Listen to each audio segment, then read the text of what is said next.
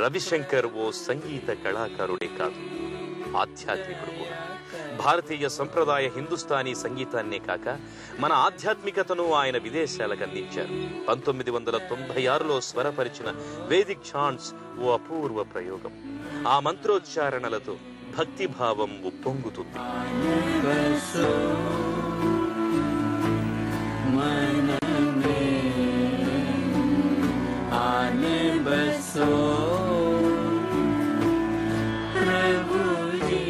ప్రపంచవ్యాప్తంగా సంగీత ప్రియుల హృదయాలపై తన సంగీతంతో చెరగని ముద్ర వేసిన పండిట్ రవిశంకర్ ను ఎన్నో గౌరవ పురస్కారాలు వరించాయి. 1957లో బెర్లిన్ అంతర్జాతీయ చిత్రోత్సవంలో కాబూలీవాలా చిత్ర సంగీతానికి సిల్వర్ బేర్ ఎక్స్ట్రాడినరీ ప్రైజ్ అందుకున్నారు. 1962లో సంగీత నాటక అకాడమీ జాతీయ పురస్కారం పొందారు. 1967లో మన దేశ పౌర పురస్కారం పద్మభూషణ్ ఆయనను వరించింది. 1975లో యునెస్కో ఇంటర్నేషనల్ మ్యూజిక్ కౌన్సిల్ గౌరవ సత్కారం, అదే సంవత్సరం ప్రపంచ సంగీత పురస్కారాలు ఏకంగా 3 గ్రామీ అవార్డులు అందుకున్నారు. 1981లో భారత ప్రభుత్వం 2వ అత్యున్నత పురస్కారం పద్మ విభూషణ్తో సత్కరించింది. 1987లో మధ్యప్రదేశ్ ప్రభుత్వం కాళిదాస్ సమ్మాన్ ప్రదానం చేసింది. 1992 జపాన్ ప్రభుత్వం ఫుకువోకా కల్చరల్ అవార్డును అందజేసింది. 1992 ఆసియా ఖండపు నోబెల్ అవార్డుగా భావించే రామన్ మెగసెసే ఆయనను వరించింది.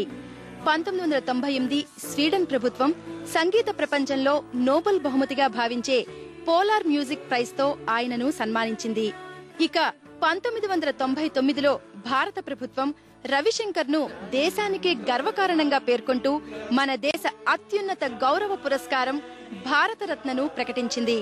అలాగే ఫ్రెంచ్ ప్రభుత్వం ఆయన కళారంగ సేవను గుర్తిస్తూ ఆ దేశ ఉన్నత గౌరవ పురస్కారం కమాండర్ డిలే లిజియన్ గా గౌరవించింది.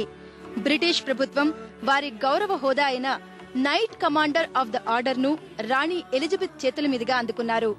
వీటితో పాటు హార్వర్డ్ విశ్వవిద్యాలయంతో సహా ప్రపంచవ్యాప్తంగా పలు విశ్వవిద్యాలయాలు, సంస్థలు రవిశంకర్ కు దాదాపు 20 గౌరవ డాక్టరేట్లు అందజేశాయి.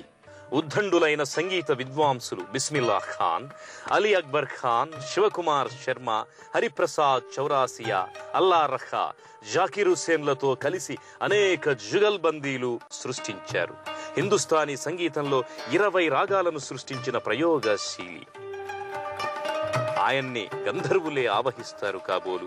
ఆ సితారు నుంచి మధుర తుషారాలు ఒలికాయి, మధువనాలు మళ్లీ పూచాయి. సితార్ మీద సుదీర్ఘ గమకాలు పలికించడం కష్టం. మీటిన తరువాత కొద్దిసేపే అది మోగుతుంది. ఇంత అరుదైన వాద్యంపై గాత్రాన్ని పోలినట్లు సితారు వాదనం బహు కష్టం. సుదీర్ఘ గమకాలు, సులువుగా జాలువారే స్వరాలు పలికించడంలో రవిశంకర్ స్రష్ట. ఆ విన్యాస వేగం అద్భుతం. ద్రుపద శైలి గమకాల రాగాలిస్తారు. ఆవాహన, వినూత్న, టుమ్రీ అందాలు రవిశంకర్ ప్రత్యేకత. నారదుడొచ్చి వాయించిన 4 దమ్మిడీలు రాల్చని దేశం అయినా రవిశంకర్ నిరాశ చెందక, సంగీతాన్ని విడువక తనదైన శైలిలో ముందుకు సాగాడు. విదేశాలలో భారతీయ సంగీత పరిమళాలు వెదజల్లాడు. అతని సుతార సితారు స్వరాలలో భూగోళమే సుడులు తిరిగింది.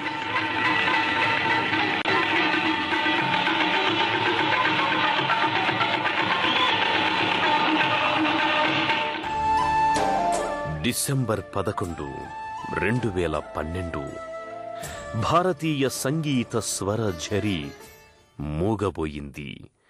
సంగీత మాధుర్యాన్ని సితార తంత్రుల్లో పలికించి అందరినీ మురిపించిన సంగీత సామ్రాట్టు రవిశంకర్ శాశ్వత నిద్రలోకి జారుకున్నారు.